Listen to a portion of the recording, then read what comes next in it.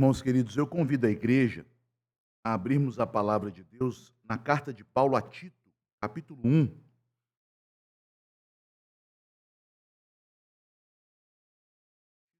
Capítulo 1, a última das cartas pastorais, a última carta do apóstolo Paulo na ordem que aparece nas Escrituras.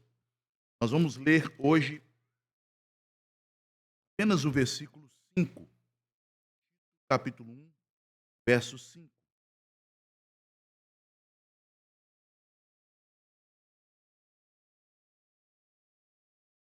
Diz assim a palavra de Deus: Por esta causa te deixei em Creta, para que pusesses em ordem as coisas restantes, bem como em cada cidade constituísses presbíteros, conforme te prescrevi. Vamos orar, meus amados irmãos. Senhor Deus, Pai bendito, estamos diante da Tua palavra. Pedimos, ó Deus, que o Teu Espírito, que é aquele que revelou a palavra, haja em nosso coração e mente, para nos convencer das verdades que nos foram dadas pelo ministério dos profetas e dos apóstolos. Senhor, nós somos naturalmente orgulhosos. Pensamos que temos sempre a razão, pois o pecado original consistiu exatamente nisso. Nossos primeiros pais se desviarem da obediência à Tua palavra para seguirem o seu próprio coração corrompido, almejando se tornarem como deuses, conhecedores do bem e do mal. Mas o Teu Espírito tem nos convencido do nosso próprio pecado, tem nos feito, ó Deus, como servos submissos, nos aquietar debaixo da Tua palavra. Que assim seja neste momento, Senhor, pois sabemos que nisto, ó Pai, seremos abençoados. Nosso bem está em ouvir a Tua voz, em seguir aquilo que o Senhor nos ordena. Ajuda-nos, Senhor, capacita-nos com poder espiritual a vivermos segundo este padrão. Oramos em nome de Jesus. Amém.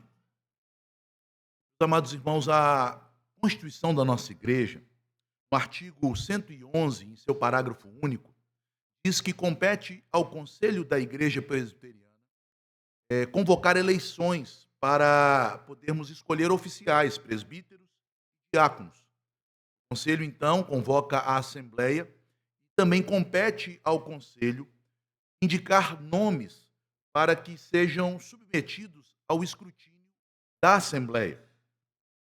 No parágrafo único deste artigo 111, é dado ali uma ordem específica para os pastores da igreja. Ali é dito que cabe aos pastores, 30 dias antes da eleição, pelo menos, um mês antes, pelo menos, instruir a igreja a respeito das qualificações que devam ter estas pessoas, estes homens de Deus, que serão submetidos à eleição da Assembleia. Portanto, meus irmãos, cabe ao Conselho convocar a Assembleia, determinar as regras de funcionamento da mesma, se possível, indicar os nomes das pessoas que são qualificadas para ocuparem as vagas de presbíteros e diáconos, o pastor especificamente como membro do conselho, que é o pastor da igreja. As igrejas presbiterianas geralmente têm um pastor, já que os pastores auxiliares não são pastores da igreja, auxiliares do pastor da igreja. Cabe ao pastor da igreja instruir o povo de Deus, a igreja de Deus, sobre as qualificações destes oficiais. Mas a pergunta que devemos fazer é: todas estas regras da nossa igreja presbiteriana do Brasil, elas se sustentam nas Escrituras? Ou elas são apenas normas humanas? Uma organização meramente fruto de uma burocracia humana? Irmãos, nós afirmamos categoricamente que a prática das igrejas reformadas, no caso da igreja presbiteriana, está amplamente respaldada nas Escrituras. Nós cremos que o sistema presbiteriano ele é bíblico. Ele nos protege, de um lado, da idolatria do povo, de achar que o poder emana do povo. Isso é uma idolatria. As Escrituras nos alertam no livro da lei que nós não devemos seguir a maioria quando esta perverte a lei de Deus. O poder não emana do povo. Também nos protege daquilo que foi conhecido na história da igreja como episcopalismo, a ideia de que o poder está nas mãos de um pequeno clero, de uma pequena elite religiosa de sábios, que tem a incumbência de governar a igreja com mão forte, como se a igreja fosse um governo tirânico. Não, porque isto fere o princípio que encontramos em 1 Pedro, no capítulo 2, versículo 9, do sacerdócio universal de todos os crentes. Nós entendemos que o poder, ele procede de Deus, que a cabeça e o cabeça da igreja é Cristo. Compete aos líderes governarem a igreja segundo aquilo que Cristo determinou em sua palavra, através dos profetas que falaram pelo Espírito de Cristo e através dos apóstolos, que são as testemunhas oculares escolhidos pelo próprio Senhor Jesus Cristo. Tendo isto em mente, nós temos na Bíblia 3 cartas do apóstolo Paulo que são muito preciosas no que diz respeito à instrução para a igreja acerca da ordem que deve haver na igreja. Estas cartas são chamadas pelos comentaristas de cartas pastorais. 1ª e 2ª Timóteo e a carta de Tito. Elas receberam este título de cartas pastorais não apenas porque foram dirigidas para pastores e não igrejas em geral. Timóteo era um pastor que o apóstolo Paulo designou para o trabalho na igreja de Éfeso. Tito, conforme nós lemos aqui no verso 5 da sua carta, no 1º capítulo, também era um pastor designado por Paulo para o trabalho nas igrejas que estavam ali espalhadas pelas várias cidades da ilha de Creta, uma ilha que fica no mar Mediterrâneo, próxima à Grécia. Não apenas por serem cartas dirigidas a pastores, que estas 3 cartas são chamadas de cartas pastorais, mas, acima de tudo, tendo em vista o assunto destas epístolas, o assunto tratado nelas. Nestas cartas, o apóstolo Paulo, que são as últimas cartas escritas por ele, já próximo de ser martirizado em Roma, nestas cartas, o apóstolo Paulo está preparando a igreja de Deus para uma nova era, para um novo período que se seguiria após a morte dos apóstolos. A igreja deveria, então, ser orientada sobre como se fundamentar na palavra, como constituir uma ordem de líderes são bíblicos e como fortalecer as famílias dos crentes para que a igreja não se perdesse, não se desviasse nos séculos que viriam, para que a igreja pudesse continuar firme, saudável, dando testemunho do evangelho a cada geração. Isso fica muito claro nesta carta em especial, na carta escrita para Tito. Porque se os irmãos observarem, passarem os olhos, são apenas 3 capítulos. No 1º capítulo, o apóstolo dá claras instruções sobre o tipo de liderança que deveria ser constituído na igreja. Em seguida, a partir do verso 10, ele vai descrever o motivo desta liderança. Esta liderança bíblica, esta liderança conforme foi ordenado pelo Senhor, haveria de proteger a igreja do avanço das heresias. Vejam, meus irmãos, ao lermos as cartas dos apóstolos, nós percebemos já na igreja primitiva, os crentes estavam sendo constantemente ameaçados por terríveis heresias. Foi por esta razão que, já nos primeiros séculos, a igreja cristã se desviou da doutrina genuína, do evangelho genuíno, para práticas estranhas, por causa de falsos mestres. O que protegeria a igreja destes falsos mestres era a liderança bíblica, homens firmes, homens bíblicos. Esta liderança bíblica não apenas faria a defesa da igreja, mas como líderes do povo, eles também formariam o caráter do povo, levando toda a igreja à maturidade, conforme nós vemos no capítulo 2. Homens maduros, mulheres maduras, jovens sendo instruídas, moças sendo instruídas, a fim de que as famílias da igreja sejam famílias saudáveis. Tudo isto culminaria em um testemunho eloquente do Evangelho cada época e em cada contexto histórico. As boas obras de uma igreja saudável levariam as pessoas a glorificar o nome do Senhor. A obra da salvação, mediante o poder do Espírito agindo numa igreja saudável, seriam um instrumento de Deus para fazer com que o evangelho avançasse ao longo dos tempos e abrangendo toda a terra. Então, o projeto de Deus para a igreja é simples de entender. No entanto, ele é muito difícil de executar, por causa das resistências do coração caído à palavra de Deus, à obediência à palavra de Deus. Estas cartas pastorais, elas podem ser facilmente aplicadas à igreja, mas é comum percebermos que há no coração humano uma resistência a obedecer o que Deus quer para nós. No entanto, meus irmãos, ao lermos estes versículos iniciais, e nós vamos falar deles, dos versos 5 até o versículo 11 em especial, nas próximas semanas, nós percebemos aqui que Deus quer instruir a igreja sobre quem são os líderes que devem ser colocados pelo povo de Deus na frente da igreja, para que a igreja seja abençoada, para que a igreja seja preservada, para que as famílias da igreja sejam cada vez mais amadurecidas.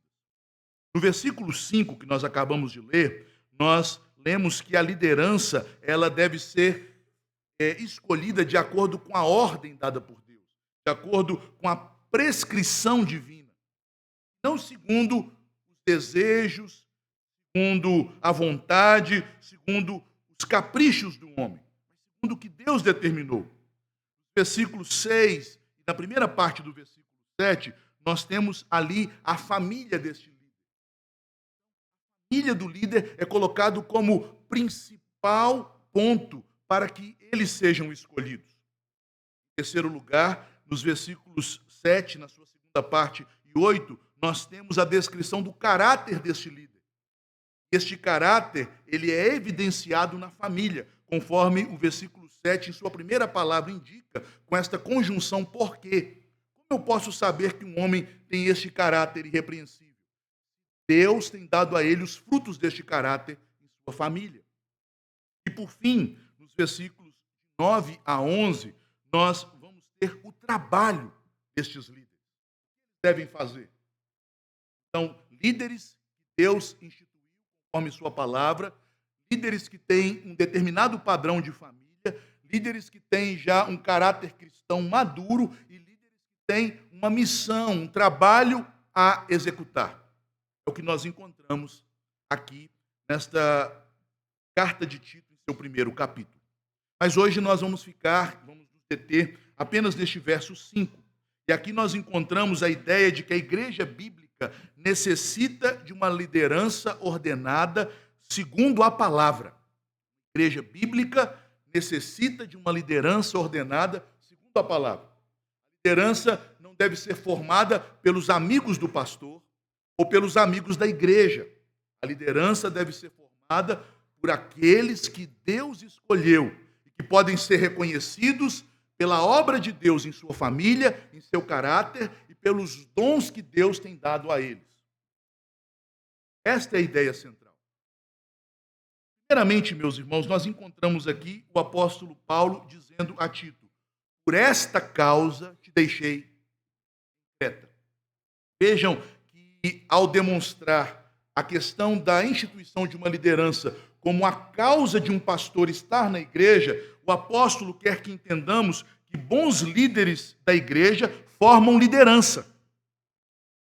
Líderes da igreja que são bons, que exercem esta liderança da maneira que agrada ao Senhor, eles não estão na igreja para aumentarem o seu poder, para fortalecer a sua influência, para se colocarem como centro de todas as coisas e decisões da igreja. Não, pelo contrário, a boa liderança é que forma novos líderes. Por que Tito foi deixado em Creta? Para formar líderes, para constituir liderança. Meus irmãos, isso deveria ser algo tão natural, tão óbvio, já que todos nós envelhecemos, ficamos fracos por fim morremos.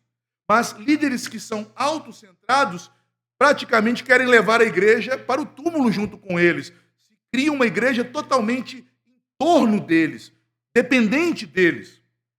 Não é o plano de Deus. Nós podemos observar isto na transferência da liderança de Moisés para Josué, de Elias para Eliseu, na sucessão dos profetas em Israel, no fato de Deus escolher reis que sucedam-se no poder, no fato de Deus escolher juízes que se alternem e que sejam também espalhados pelas tribos de Israel, no fato de Deus escolher uma tribo, a tribo de Levi, e uma família nesta tribo, a família de Arão, para que houvesse vários homens capazes para instruir o povo segundo a palavra, a fim de guardar a lei do Antigo Testamento. Nós vemos isso no ministério do próprio Cristo. Embora sendo Deus, ele dividiu suas tarefas, escolhendo apóstolos e também designando evangelistas, profetas, discípulos, a fim de que o trabalho não fosse centralizado. No início deste versículo, então, nós podemos extrair esta ideia: bons líderes formam liderança. Bons líderes formam liderança. A responsabilidade da liderança da igreja é também formar novos líderes.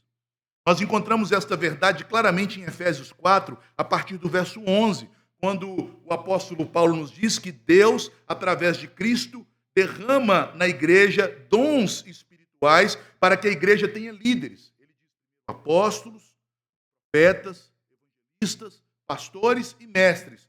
Com qual função? Para que todos os crentes cresçam, amadureçam, para que todos eles sejam habilitados para o serviço, para que todos eles cheguem à estatura de Cristo. Mas antes de tratarmos um pouco mais detidamente deste ponto, vamos falar sobre o contexto. Creta. Esta ilha do Mediterrâneo, como eu já disse, ela não é citada como uma base missionária do apóstolo Paulo em Atos, na sua primeira, segunda ou terceira viagens missionárias. Ela apenas é mencionada em Atos, no capítulo 27, verso 12, como um local que o navio que transportava Paulo para Roma, a fim de ser preso e julgado em Roma, ele se aportou por alguns instantes. Por isso, a maioria dos intérpretes entendem que não foi naquela oportunidade que começou uma igreja ali, já que Paulo estava preso, sendo levado como preso para Roma. Não houve tempo dele descer em Creta, pregar o evangelho e muito menos deixar um pastor para continuar o trabalho.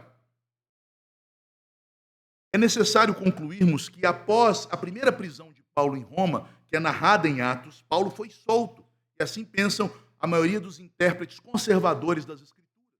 Naquela primeira prisão, Paulo escreveu 4 cartas, chamadas cartas da prisão, que foram as cartas escritas aos Filipenses, Colossenses, Efésios e Filemon.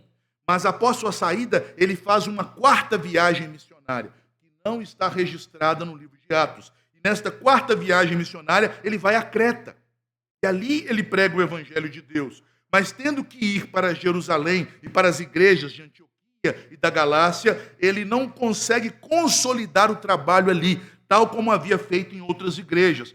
Por isso, ele deixa Tito, que era um auxiliar do apóstolo, para terminar o trabalho. Por esta causa te deixei em Creta. Eu não terei tempo para terminar o trabalho, mas por esta causa te deixei em Creta. Deixou Tito encarregado da igreja em Creta, com a missão de organizar e liderar a comunidade cristã naquela ilha. Percebam, meus irmãos, Paulo fala de cidades lá em Creta. Portanto, a igreja já havia se espalhado rapidamente. Havia igrejas constituídas nas várias cidades daquela ilha de Creta. Então, era um trabalho muito grande que havia pela frente e que deveria ser realizado por Tito. Os versos anteriores evidenciam qual seria a natureza do trabalho, ou melhor dizendo, qual seria o objetivo do trabalho. O apóstolo diz que o trabalho de Tito seria promover a fé dos escolhidos de Deus. Versículo 1. A fé que é dos eleitos. A fé daqueles que verdadeiramente se converteram, que verdadeiramente foram regenerados. A fé destes deveria ser promovida. E como a fé seria promovida? Pelo conhecimento da verdade do Evangelho, a fim de produzir uma vida piedosa. parte teórica, o ensino, a doutrina e a parte prática, que é decorrente do ensino. Meu filho, você vai promover a fé, que é dos eleitos de Deus, verso 1, o pleno conhecimento da verdade. Então, eles já conheciam a verdade, já conheciam o evangelho, mas eles deveriam conhecê-lo plenamente, porque na grande comissão, Jesus enviou os apóstolos não apenas para pregar o plano de salvação, mas para ensinar todas as coisas que vos tenho dito. Então, eu só dei a este povo a iniciação no evangelho. Agora você, Tito, vai levá-los ao pleno conhecimento do evangelho. Você vai expor todo o evangelho para eles. O evangelho que é segundo a piedade. Isto vai produzir piedade, temor de Deus, vida prática de boas obras. Mas para Tito fazer isto, meus irmãos, ele não deveria correr primeiramente para o trabalho de ensino. Um equívoco de nossa época, tão acelerada, tão pragmática. Uma época que acha que Jesus vai voltar semana que vem. Olha, o Irã bombardeou Israel, Israel bombardeou, que faz escatologia com jornal e não com as escrituras. Não vos compete saber tempos ou épocas. O Pai guardou para si. Compete à igreja trabalhar como o Pai ordenou. Então, para instruir a igreja segundo a verdade, para produzir na igreja uma igreja madura em piedade e boas obras, você vai formar liderança. É assim que Jesus fez. Ele não ficou 3 anos formando liderança. De maneira intensiva, convivendo com aqueles homens dia e noite. Era preciso, para promover a fé dos eleitos, para levá-los ao pleno conhecimento da verdade, preparar uma liderança bíblica para a igreja. Este era o primeiro passo. A membresia da igreja, ela deve escolher líderes. Este é o princípio bíblico, conforme nós podemos ver em Atos 6 e também no livro de Atos em outros lugares, que os crentes escolhem seus líderes. Mas estes líderes têm que ser preparados e indicados pelos pastores que já foram constituídos, no caso de uma plantação de igreja, ou pelo conselho que já está estabelecido, no caso de uma igreja já organizada. Irmãos, é uma grave negligência de nossa época que as igrejas presbiterianas, descumprindo a própria regra da igreja, concedam aos membros a indicação de pessoas para serem submetidas ao escrutínio. Em primeiro lugar, não há nenhuma ordem bíblica para isso. Quem Paulo deixou para escolher homens capazes? Tito ou os membros da igreja?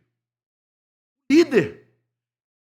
Não há nenhuma ordem bíblica para que a igreja escolha as pessoas habilitadas para o ofício.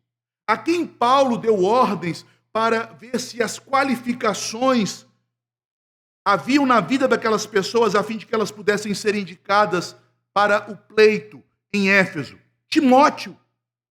Paulo não diz, fale para os membros observarem se essas pessoas têm essas qualificações. Não. Após dar as qualificações em 1 Timóteo 3, o apóstolo Paulo diz, Timóteo, estas coisas escrevi para você, para que você saiba se portar na igreja de Deus, que é a casa de Deus, coluna e baluarte da verdade.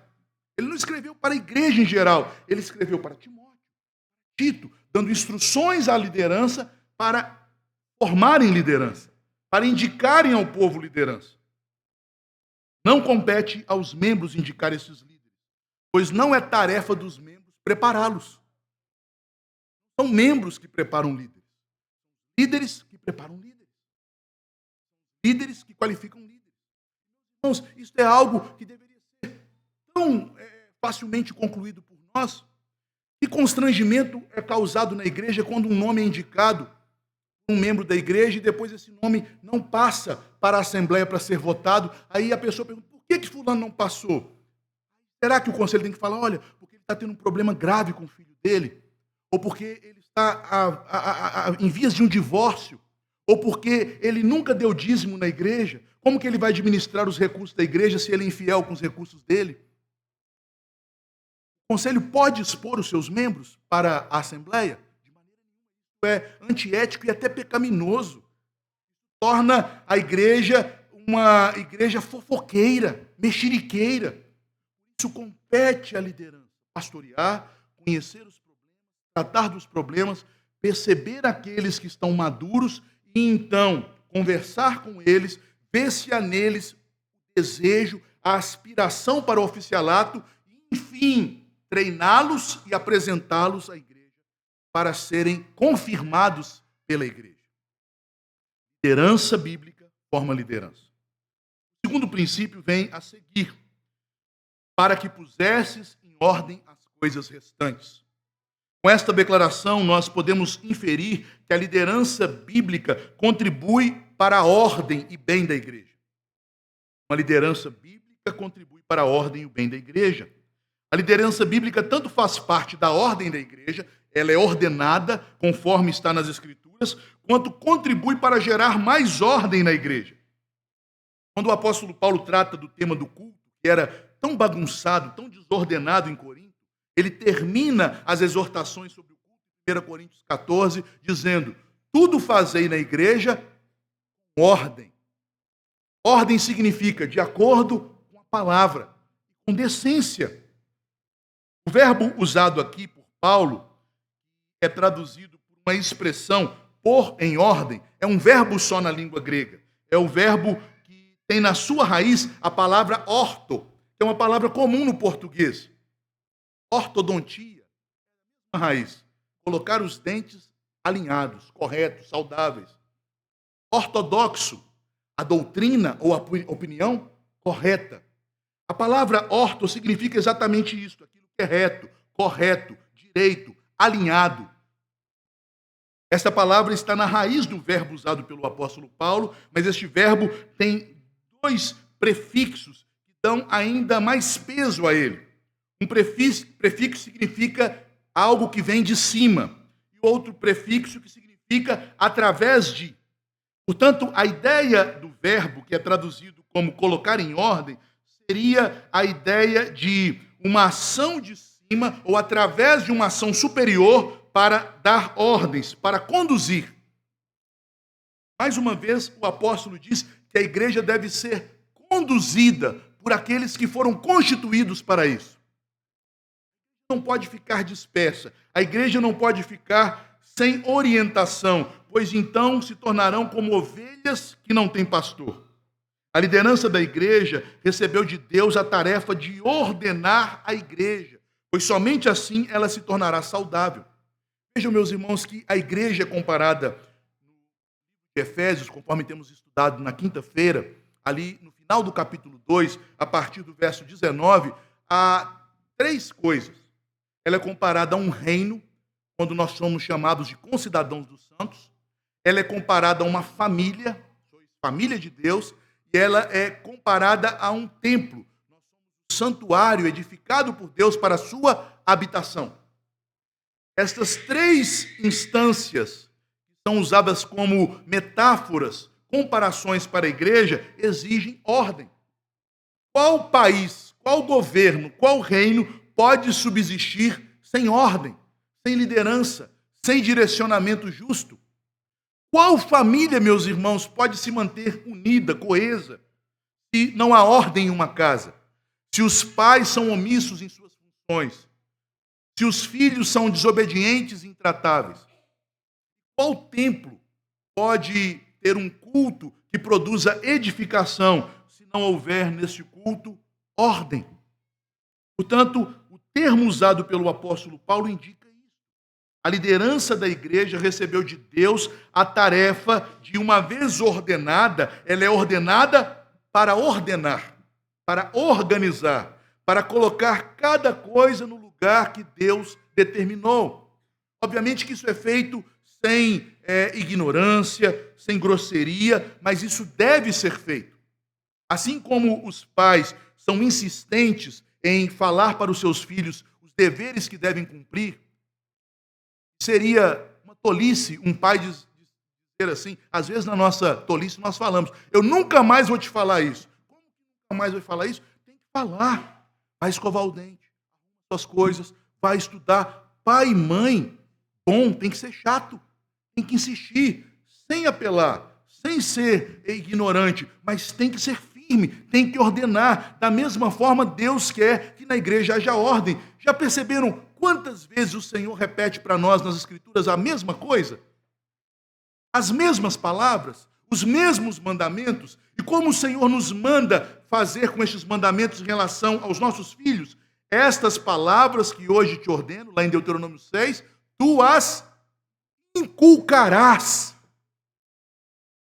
São as mesmas coisas. Vejam, meus irmãos, que este é o princípio que a igreja presbiteriana colocou em seu manual em relação às eleições. Todas as vezes que estivermos prestes a uma eleição, pelo menos 30 dias antes, o pastor tem que falar as mesmas coisas. Nós precisamos ser lembrados das mesmas verdades. O apóstolo Pedro, quando escreve a sua segunda carta, ele diz aos crentes: meus irmãos, eu não estou falando para vocês coisas novas, mas estou lembrando vocês da mesma verdade que foram alcançados. Líderes devem ser ordenados para insistentemente, amorosamente, perseverantemente ordenarem estas verdades. Senão a igreja se tornará uma igreja enferma e, por fim, ela se desviará da fé. Se nós desistirmos dos nossos filhos, eles vão se manter sozinhos? Eles vão se tornar boas pessoas sozinhos? Nós não podemos desistir de nossos filhos. Mesmo que eles sejam adultos e não estejam mais debaixo do nosso governo, nós insistiremos com eles em oração. Nós insistiremos com ele em conselhos. Aconselhar não é proibido, não é verdade? Ainda mais os pais. É muito recomendável os pais aconselharem e mais ainda os filhos ouvirem os conselhos dos pais. Quanto mais na igreja de Deus. As autoridades constituídas devem ser pessoas que ordenem a igreja, que não desistam da igreja, que se afadiguem pela igreja, que insistam até que a igreja seja apresentada a Cristo como a noiva que Ele tem preparado para si mesmo, uma noiva bela, gloriosa, cheia de sua graça. A igreja é fortalecida por esta liderança, persevera em ordená-la no culto, na doutrina e na prática. Irmãos, o que causou a ruína das liturgias das igrejas evangélicas? Eu sou testemunha ocular disso. Eu chegando nos meus 50 anos, nasci num lar cristão, e eu sou da época em que todas as igrejas cantavam hinos. Assembleia de Deus, Batista, Presbiteriana, Metodista, eu ia em todas as igrejas. Tinha um órgão, tinha uma senhora tocando órgão, o povo cantava hino na década de 70 e 80. Não observei, eu nasci na década de 80. Sim. O que descambou o culto das igrejas? Quando as lideranças entregaram os membros, principalmente para os jovens, façam do jeito de vocês. Eu não opino mais. Quando a liturgia pertence aos líderes, eles devem tomar a frente da liturgia, orientarem a igreja por meio da liturgia, mas não entregaram. Pode fazer. Onde isso vai parar, nós não sabemos. Mas a cada ano parece que fica pior.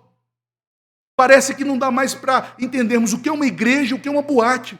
O que é uma igreja e o que é um baile. Porque quem está comandando as igrejas hoje? Meninos. Pessoas sem conhecimento bíblico. Pessoas sem reverência. Pessoas sem o temor do Senhor. Porque em determinado momento, na década de 80, se achou prudente entregar a igreja para os jovens. Olha, a música, agora os jovens que vão cuidar da música. Quando no santuário, quem cuidava da música eram homens ordenados. Foram ordenados segundo a profecia de Deus, dada a Davi, Natã e Gade, exclusivamente para cuidar da música. Homens que só entravam naquele ofício após os 30 anos de idade. Homens que só podiam trabalhar por turnos e eram preparados teologicamente e da mesma forma preparados no estudo dos instrumentos para isso, para poderem tanger com arte. E não com uma cifra que eles compraram na banca na semana passada ou pegaram na internet.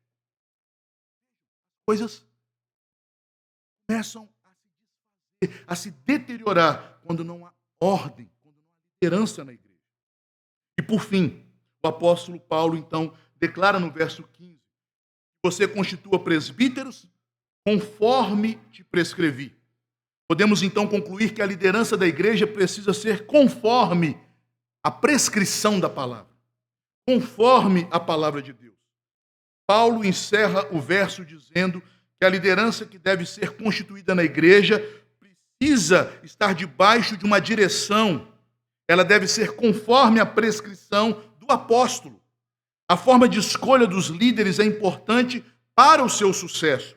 E o tipo de líderes que escolhermos haverá de conduzir a igreja para o seu avanço ou para o seu naufrágio. O verbo usado aqui é um verbo na língua grega cuja a raiz significa ordenar.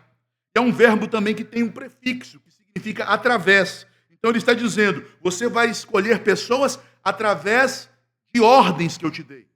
Não através dos seus pensamentos, da sua boa intenção, do seu coração humano, mas a escolha deve ser guiada, direcionada, sempre através da ordem. Percebam que o verbo é tão forte que ele é usado em Atos 18:2 para uma ordem real, uma ordem de César. Decreto de um governador, um decreto de um imperador, no caso de Atos 18:2. O mesmo verbo aparece ali. Não é um mero conselho ou recomendação que o apóstolo Paulo dá a Tito e às igrejas por meio deste versículo. A ordem, ela deve ser de tal forma que o cumprimento dela é o exercício de um dever. Por isso também este verbo aparece em Atos, no capítulo 23, 31, como a obediência de um soldado. É uma ordem irrevogável, taxativa, que não pode ser discutida. A forma da liderança da igreja tem que seguir estes padrões. Fazemos bem obedecer, como um soldado obedece o seu superior. Mas este verbo também tem um sentido religioso, muito importante no Novo Testamento. Este é o mesmo verbo que aparece em Mateus 11, no versículo 1, após Jesus escolher os apóstolos, dar a eles ordens e instruções. O capítulo 11 de Mateus termina dizendo que Jesus deu aos discípulos estas ordens. É o mesmo verbo que aqui é traduzido por prescrever, prescrição. Este mesmo verbo também aparece em 1 Coríntios 9:14, referindo-se ao sermão de Mateus 10. O apóstolo em 1 Coríntios 9:14 diz que aqueles Jesus ordenou que aqueles que pregam o evangelho devem viver do evangelho. E ele usa este verbo, isto é uma ordem de Jesus. Referindo a todas as orientações que Jesus deu aos seus discípulos antes de enviá-los para o campo missionário. Este é o uso do verbo nos evangelhos. O verbo também é usado para o comando dado para os crentes como servos de Deus, em Lucas 17, 9 e 10. Diz que depois de termos feito tudo o que o Senhor prescreveu, ordenou, podemos nos considerar como servos inúteis. É o mesmo verbo que aparece ali. Esse verbo também é usado para designar as ordens que Deus deu a Moisés na construção do tabernáculo.